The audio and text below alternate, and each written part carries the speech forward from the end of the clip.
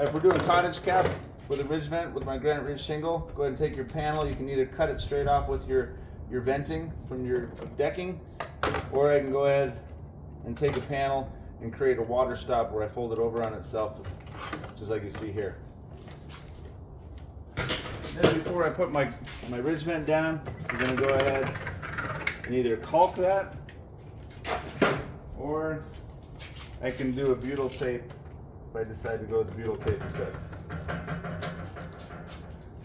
And then we'll go ahead and just lay that venting down into that caulking or that butyl tape.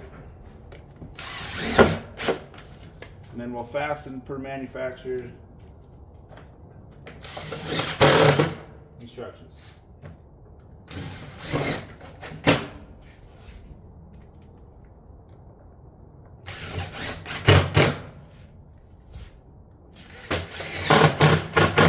And once we get that cap all fastened,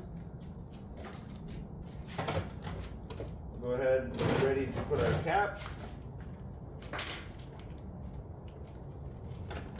We just want to make sure when we do our ridge vent that we're keeping the same plane as my roof, same pitch.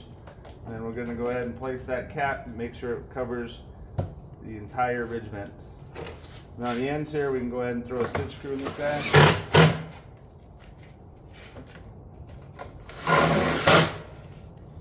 And then once we get to our panels, we're going to be wanting to use a 2.5-inch screw to get back down into the decking. We'll put our cap on here, 1.5 inch up on either side.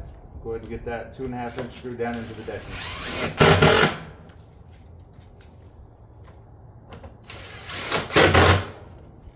And we'll just continue the length of that ridge.